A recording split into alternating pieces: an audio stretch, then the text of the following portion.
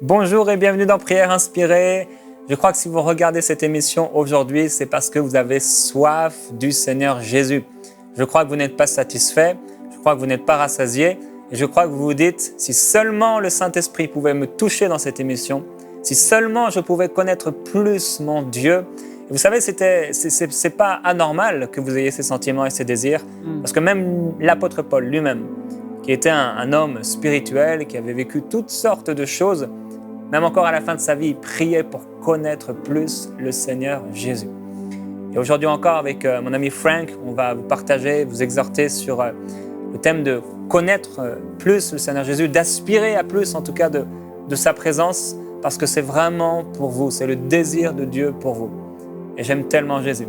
J'aime tellement ces temps, Frank, tu l'as partagé plusieurs fois cette semaine, où on est là à la maison, toi dans ton sous-sol, moi maintenant j'ai pu faire mon sous-sol, enfin, et il me manque encore un tapis, parce que le tapis ça va tout changer. Ça va tout changer. Ah oui, c'est vrai. Et là, même sans tapis, je peux m'allonger, mais c'est moins agréable. Mais je m'allonge quand même, et là, je peux des fois juste crier. Bon, à la maison, ils ont l'habitude, hein. Et je me souviens d'ailleurs, ça me rappelle quand j'habitais en France, dans la région parisienne, on était dans une maison mitoyenne des deux côtés. Et là, je pouvais crier. Et il y avait des temps où vraiment j'avais soif et faim de plus de Dieu. Et je me souviens d'une saison particulière, et ça a duré plusieurs semaines, où jour après jour, je priais en langue, Vous savez, je savais pas ce qui allait se passer, mais j'avais un désir. Il y avait quelque chose que Dieu avait mis en moi. On peut pas le voir, on peut pas. Et quand on le vit, on se dit pas tout de suite, tiens, c'est ça. On met pas le doigt dessus, on comprend pas forcément, mais on a juste un désir, on a juste une soif. Et si on fait pas attention, ça va simplement s'envoler. Et si on y fait attention, on va commencer à prier, à chercher Dieu plus que jamais. Et en fait, on va réaliser après, c'est Dieu qui m'avait poussé. La Bible dit dans Osée, Dieu dit, je t'attirerai au désert et je parlerai à ton cœur. Je crois que Dieu veut nous amener des fois dans le désert. Pas dans le désert, la mauvaise façon de voir le désert, le soleil, il fait chaud, etc., les difficultés. Non. Le désert, c'est l'intimité. Ouais. Le désert, c'est l'isolement, seul à seul avec Dieu. C'est là où Jean-Baptiste pouvait être avec Dieu et qui recevait des révélations. C'est là qu'il était formé, qu'il était forgé par Dieu directement. Et quand j'étais là dans ce temps, dans cette saison, à prier de tout mon cœur, une fois, ma femme, elle arrivait en voiture, elle se stationnait de la rue et m'entendait prier. Ça me rappelle mon cher frère Charles Talingano, que je bénis au nom de Jésus, parce que c'est lui qui m'a appris à prier comme je peux prier à la maison. Il m'a dit, Jérémie, il ne faut pas que les chrétiens prient du nez. Il n'en veut pas de chrétiens qui prient du nez. Et il m'a appris à prier avec intensité. Et j'étais avec lui et Michael Lebeau et Joel Spinks l'année dernière, il y a 2 ans, en Côte d'Ivoire, à Abidjan, dans un hôtel. Il est venu nous visiter et là, tout l'hôtel tremblait tellement il priait fort et il nous amenait avec lui dans la dimension de l'esprit. Ce frère, vraiment cet homme que j'aime tellement, un père spirituel, m'a tellement apporté. Il m'a aidé à aller dans une dimension plus grande, dans l'esprit. Et c'est tellement glorieux. Vous savez, un jour, ma voisine est venue à la maison. Elle a frappé, moi j'étais dans la chambre en haut, dans le bureau, j'étais en train de prier en langue, etc. Et donc ma femme, elle est habituée à entendre ça, donc elle ne fait pas trop attention, elle ouvre la porte, c'était la voisine. La voisine, elle ouvre la porte et dit « Je pense que je vous dérange ». Et Annabelle, elle dit « Non, vous ne me dérangez pas, non, pourquoi ?»« Non, je ne sais pas ». Elle demandait, je ne sais plus, un œuf ou des œufs, je ne sais plus trop. Alors ma femme lui donne, elle ferme la porte. Et voit que la voisine est vraiment bizarre. Et c'est après avoir fermé la porte que là, tout à coup, son oreille s'ouvre à nouveau et il m'entend crier en langue. Pour elle était habituée. Oui, c'est ça. Et c'est pas grave. Personnellement, je trouve que c'est pas grave si vos voisins vous entendent parler en langue. À la Pentecôte, je vous assure, tout le monde les a entendus parler en langue. Peut-être ça a créé quelque chose en eux. Et cette femme, entre autres, ma voisine, c'était une femme qui avait été dans plein de trucs pour chercher Dieu finalement. Et il ne faut pas avoir peur des choses de l'Esprit de Dieu. Non. C'est vrai, on doit faire attention, etc., être sage, on ne va pas commencer à parler aux gens en langue. Mais si on est là à la maison, personne ne peut m'empêcher de parler en langue. Si j'ai envie de parler en langue, je parle en langue. Et moi, je connais Jérémie et c'est vrai.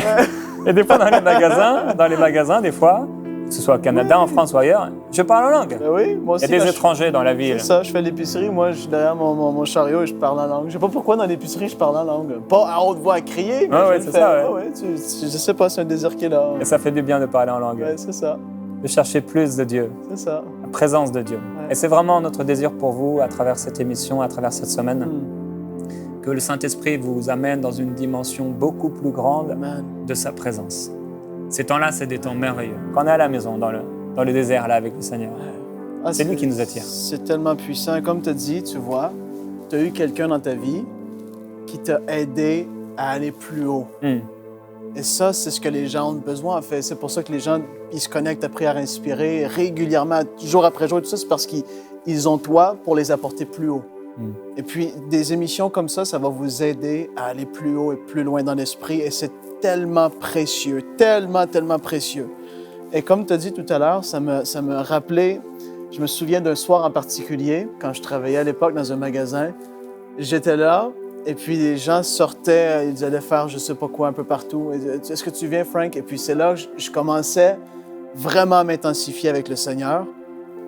Et puis je me rappelle, j'étais là et en dedans de moi, ça brûlait d'envie d'aller prier chez moi. C'est comme, il fallait que j'aille prier, tu vois, et ça, c'est quelque chose que les gens vont perdre. C'était là en moi. Et je dis, waouh, c'est tellement glorieux quand tu penses, tu as un désir, une soif d'aller prier, d'aller passer du temps avec ton Sauveur. C'est merveilleux. Puis aujourd'hui, je voudrais lire le passage Jérémie dans Apocalypse chapitre 3. Et puis on va lire au complet de 14 jusque dans les versets 21, 22 à peu près. Écrit à l'ange de l'église de la Odyssée, voici ce que dit l'Amen, le témoin et le véritable, le commencement de la création de Dieu. Je connais tes œuvres, je sais que tu n'es ni froid ni bouillant, puisses-tu être froid ou bouillant. Ainsi, parce que tu es tiède et que tu n'es ni froid ni bouillant, je te vomirai de ma bouche. Parce que tu dis, je suis riche, je me suis enrichi et je n'ai besoin de rien. Et parce que tu ne sais pas que tu es malheureux, misérable, pauvre, aveugle et nu. Une condition tellement épouvantable, mais c'est tellement vrai aujourd'hui. En Amérique du Nord, ici au Québec, les gens, ils se sont enrichis. Ils ont besoin de rien qu'ils pensent. Mais il n'y a rien qui remplace la présence de Dieu. Verset 18, « Je te conseille d'acheter de moi de l'or éprouvé par le feu, afin que tu deviennes riche, et des vêtements blancs, afin que tu sois vêtu et que la honte de ta nudité ne paraisse pas, et un collier pour oindre tes yeux, afin que tu vois. Moi, je reprends et je châtie tous ceux que j'aime, aie donc du zèle et repens-toi. Voici, je me tiens à la porte et je frappe. Si quelqu'un entend ma voix et ouvre la porte, j'entrerai chez lui, je souperai avec lui et lui avec moi. » C'est ça que je voulais lire, Jérémie. Voici, je me tiens à la porte et je frappe. Si quelqu'un entend ma voix et ouvre la porte, j'entrerai chez lui et je souperai avec lui et lui avec moi. Et c'est un passage qui n'est pas là pour l'évangélisation. C'est écrit à l'église de la Odyssée. C'est écrit à des gens qui se disent chrétiens. On l'utilise comme ça. Oui, c'est vrai, Jésus, pour un incroyant, il se tient à la porte et il frappe, mais dans nos vies, il se tient à la porte et il frappe. Et c'est ça que je pense, Jérémie, à l'éternité qui est à venir, on va être avec ce merveilleux, ce glorieux Jésus. J'ai tellement hâte de le prendre dans mes bras si j'ai l'opportunité. Ça va être incroyable. Les gens à la maison, ils me disent, t'es sauté, t'es fou. Non! C'est pas des contes de fées, c'est la vérité, c'est la réalité absolue. Jésus-Christ, mort, ressuscité pour nous racheter, une folie pour ceux qui périssent, mais une sagesse pour ceux qui connaissent Dieu. Et quand je pense à lui, moi, des fois, je suis dans mon sous-sol, puis je fais juste faire ça. Je pense à lui, des fois, je dis, Jésus, viens, s'il te plaît. Et puis les gens vont dire, il t'a entendu parler tantôt, Jérémie, et tu parlais de l'intimité. Et puis c'est ça que je veux parler d'aujourd'hui, c'est de l'intimité. On regarde des émissions comme ça, c'est très bien. Mais il faut l'intimité seule. Et comme un mari et son épouse, ils doivent avoir de l'intimité pour que le couple fonctionne, c'est obligatoire. Oublie ça. Il faut l'intimité. Nous, on est l'épouse de Christ. Et c'est une dimension que pour beaucoup de personnes, ça peut sembler bizarre, Mais quand tu lis le Cantique des Cantiques et tu vois la relation intime que Dieu veut avoir avec son peuple,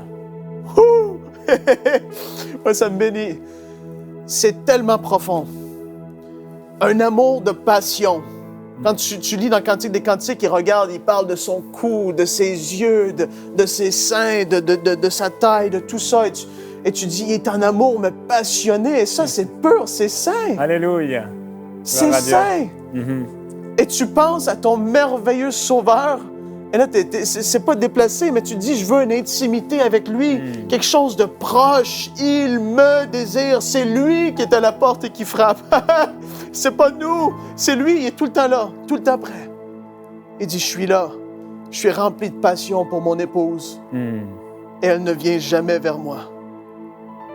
Quelle honte.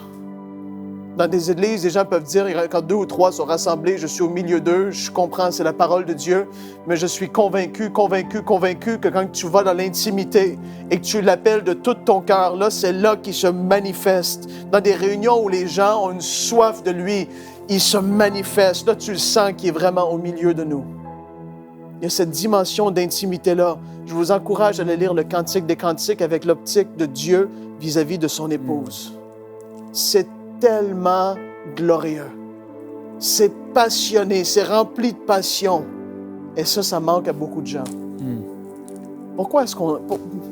Des fois, je me dis, mais pourquoi est-ce qu'on n'est pas capable, Jérémie? Pourquoi est-ce on dirait, entre guillemets, qu'on est fait comme ça, qu'on se refroidit? C'est ce qu'il dit dans Apocalypse 3, tu n'es ni froid ni bouillant. Comme je t'ai dit, au début, avant, quand j'ai commencé à parler, j'ai dit, je me souviens quand je travaillais, j'avais une envie, un ardent désir d'aller prier. Et tu vois, j'ai parlé aussi plus tôt cette semaine, j'ai dit, moi, je pleure, je ris, je suis comme ça. Quand je suis dans l'esprit, je deviens de même des fois. C'est comme ça. Moi, je suis content d'être de même. Puis pendant un temps, ça ne le faisait plus. Il n'y a rien de plus triste. Quand j'ai recommencé à vivre des choses comme ça, je m'étais rapproché, je ne m'étais pas éloigné dans le péché ou tout ça. Non, c'est que je passais juste moins de temps avec lui, en fait. Je m'étais éloigné et là, il y avait quelque chose qui n'était plus là. Et là, j'ai recommencé à le rechercher, C'est pas parce que tu vis dans le péché que tu t'es éloigné. Tu peux juste t'éloigner parce que tu passes plus de temps avec lui. Comprends-tu ce que je dis? J'espère que ça fait du sens pour les gens à la maison. Tu fais juste plus le désirer. Et lui, il se sent délaissé. Et là, tu sens moins sa présence. Et puis là, quand je recommence à sentir sa présence et je recommençais des fois à pleurer toute seule dans mon sous-sol, à rire dans ma voiture. Des fois, je conduis et là, je me mets à rire parce que je suis tellement béni. Ça n'a pas de prix d'aimer Jésus, d'avoir soif pour lui, de désirer le voir, de le serrer dans nos bras, de dire « Ah, que je t'aime parce que tu m'as aimé le premier, c'est glorieux. » Je ne sais pas qu'est-ce que je peux faire de plus, Jérémie. Les gens, ils ont besoin, l'Église a besoin d'avoir ce désir-là pour vivre des choses, pour rentrer dans l'esprit. Quand Jésus rentre dans une pièce, les choses ne sont plus la même.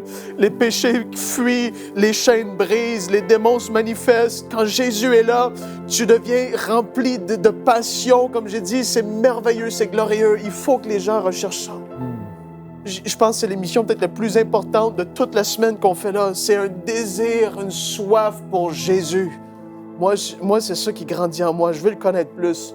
L'apôtre Paul avait dit, je regarde toutes ces choses, tout ce qu'il était avant, toutes ces affaires-là qui auraient pu faire de lui un homme parmi le monde. Je suis quelqu'un. Il a dit, je les regarde comme de la boue à cause de l'excellence, de la connaissance de Christ. C'est des gros mots à cause de l'excellence de la connaissance de Christ. Tu dis, regardez, toutes ces choses-là, c'est de la boue. Je veux connaître Christ, lui qui m'a racheté, lui qui a vécu parfaitement, qui a mis son esprit en moi, qui m'a donné la puissance de marcher. Il m'a délégué son nom comme autorité suprême sur tout nom qui peut être nommé sur la terre. Tu te dis, mais je veux le connaître plus. Les gens ont besoin de désirer ça, Jérémie. S'il vous plaît, désirez-le. Recherchez Jésus dans l'intimité. Recherchez cette intimité-là qui est saine. C'est ça qui est vu dans le Cantique des Cantiques, entre l'époux et l'épouse. C'est une intimité que Jésus cherche. Lui, en fait, il s'en fiche de comment les gens vous connaissent. Il s'en fiche de comment de gens vous avez sur Facebook, d'amis, de ci puis de ça. Ce que lui, il veut, c'est nous connaître. C'est nous connaître, c'est ça qu'il veut. À un moment dans le livre d'Esther, il est parlé du roi Assuérus. Et il y a le méchant, là, Aman, qui va faire décréter que tous les Juifs vont mourir. Et il y a Mardochée qui vient auprès d'Esther et il va lui dire « mais il faut que tu parles au roi ». Il va lui dire « c'est pour un temps comme celui-ci même que tu es devenue reine ». Ça, il va lui dire après. Et il va le dire à travers un homme qui s'appelle Atak. Et elle répond à cet homme « Tous les serviteurs du roi, ainsi que le peuple de toutes les provinces royales, savent que quiconque, homme ou femme, se présente au roi dans la cour intérieure, sans avoir été convoqué, est mis à mort en vertu d'une loi, la même pour tous. Seul peut rester en vie celui à qui le roi tend son sceptre d'or. Or, moi, voilà 30 jours que je n'ai pas été invité à venir chez le roi. » Mes frères et sœurs, la loi disait que si quelqu'un s'approchait du roi sans y avoir été invité, et s'il s'y approchait et que le roi ne déposait pas son sceptre d'or sur cette personne mourait instantanément parce qu'elle était entrée dans la cour intérieure du palais. Elle était entrée dans l'intimité du roi. J'aimerais vous dire que le diable vous dira toujours que l'intimité, ce n'est pas pour vous. Il vous dira toujours que vous êtes sale, que vous êtes trop impur, trop nul, trop ceci. Vous êtes trop faible pour vous approcher de l'intimité du roi. Alors que la parole de Dieu déclare « Approchez-vous de moi et je m'approcherai de vous ». L'appel, en fait, c'est Dieu qui le fait. L'appel, c'est Dieu qui le fait. Il dit « Je t'appelle, je t'attirerai, je te conduirai dans le désert. Je suis là à la porte et je frappe. » Il dit, si quelqu'un a assez d'amour, assez d'humilité, assez de passion pour ouvrir la porte, j'entrerai. Et non seulement je mangerai avec lui, mais lui aussi, il mangera avec moi. Oui. Ça faisait 30 jours qu'elle n'avait pas été appelée par le roi. Et peut-être tu dis, mais ça fait 1 mois, ça fait 6 mois, ça fait 5 ans, ça fait 10 ans que je n'ai rien vécu avec Dieu. Mais j'aimerais te dire que le roi des rois n'est pas comme le roi Assuérus. Alléluia. Le roi des rois désespère quotidiennement la présence de son épouse.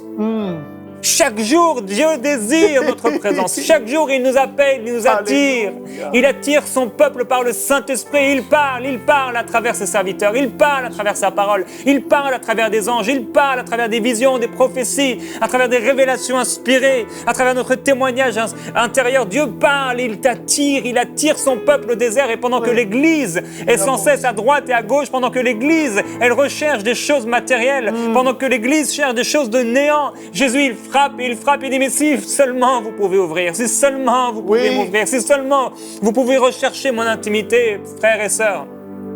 Dieu vous appelle à entrer dans la cour intérieure, dans le lieu très saint, le lieu de l'intimité, le lieu de la passion, le lieu de la gloire, le lieu de la transformation.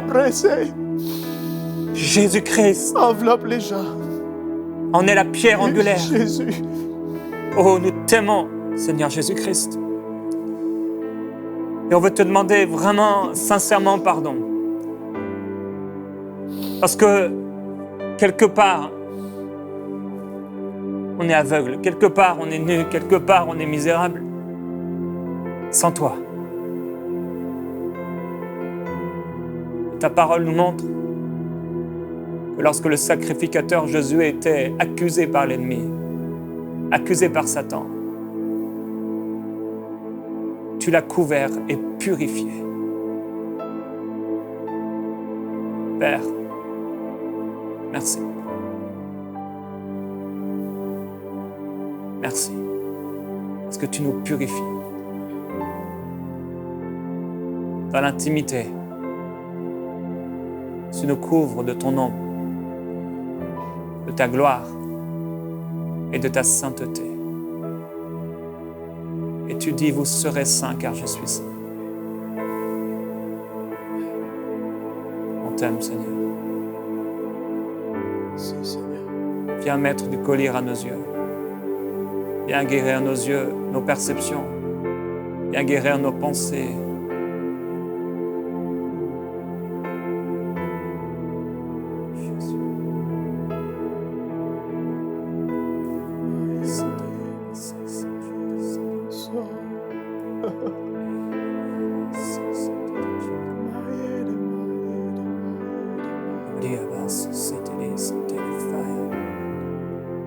Ça fait combien de temps que tu n'as pas été serré par Jésus?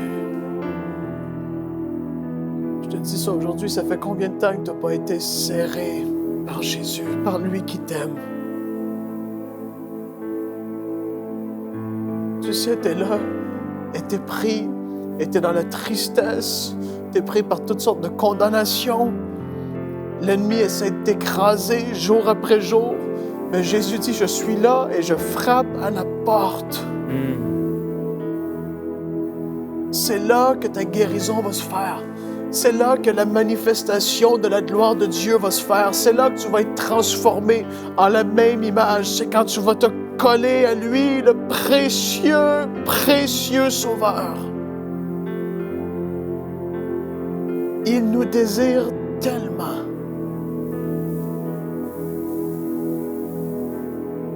Jésus.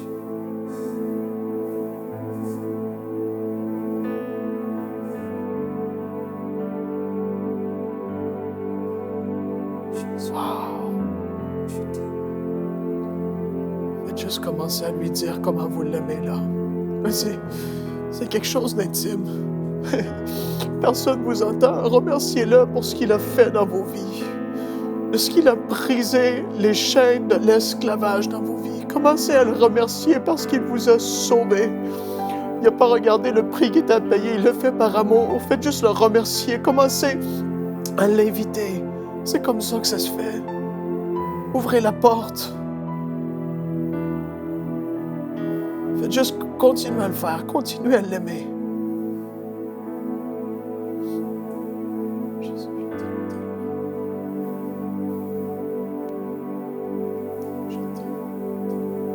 Des fois, on se sent tellement condamné, tellement accusé. Des fois, on est comme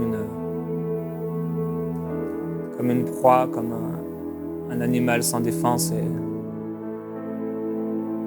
comme si on entourait de chaînes qui voudraient nous ramener en arrière. La prière, c'est pas une histoire de prier 1 heure, de prier 2 heures. Non. Dans ma vie, j'ai refusé ça. Alléluia. J'ai refusé que ce soit quelque chose de religieux. Oui. Je préférais lui parler quand j'avais envie de lui parler. Je préférais être sincère avec lui. Merci, Seigneur. Et dans cette sincérité, rechercher ses profondeurs, Merci, Seigneur. sa beauté. Et dernièrement, je l'ai partagé, il m'a montré son amour.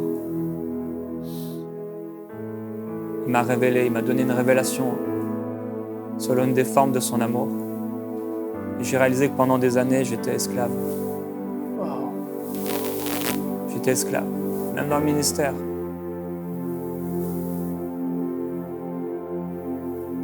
Et plusieurs d'entre vous, Dieu va vous faire sortir. Il va vous faire sortir de ces chaînes, de cette prison, de ces forteresses, pour vous amener dans une vie nouvelle, vraiment nouvelle. Une vie de passion, une vie de paix. Une vie où c'est plus des obligations. C'est pas je dois évangéliser, je dois prier, je dois méditer. C'est juste je veux aimer. Je t'aime. Je t'aime. Je veux plus paraître. Je veux plus faire. Je veux juste être moi-même. Et dans l'intimité, vous savez, on est là, on est nus. Et il nous voit. Il n'y a plus rien à cacher. Je te demande, Seigneur, de toucher ceux qui regardent aujourd'hui. Ouais. et de les amener beaucoup plus loin. Oui. C'est ton désir. Oui. Tu veux qu'ils sortent S'il te plaît. des choses qui vivent des accusations de la religion, du péché. Et tu veux qu'ils entrent par toi, en toi. Wow. Tu as dit qu'ils entreraient, qu'ils trouveraient des pâturages. Tu as dit que si la graine de blé ne tombe en terre et ne meurt, elle ne peut pas porter du fruit. Seigneur, on veut te dire aujourd'hui, on t'aime. Ouais. On est prêt à mourir pour toi. Maya Dabash. Si seulement ta vie peut nous envahir. Si seulement ton amour peut nous envahir. J'en veux plus. On veut te voir, on veut voir ta gloire. On veut te connaître. Tellement plus. Tellement plus.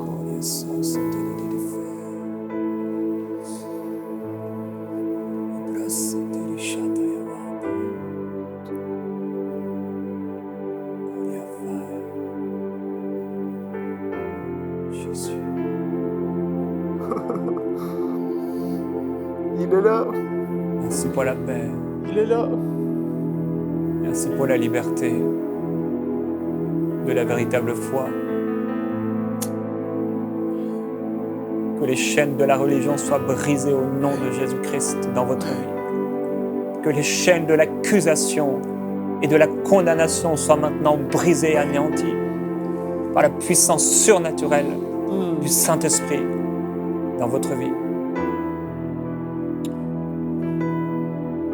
Proclamer à ce que l'orgueil dans la vie de beaucoup d'hommes qui regardent maintenant, à ce que l'orgueil soit brisé au nom de Jésus. L'orgueil de verser des larmes dans la présence de Dieu. L'orgueil de vouloir être pris par lui. Il est un bon Père. Je me tiens contre tout orgueil qui veut rester au nom de Jésus. Tu quittes sa vie. Merci Seigneur.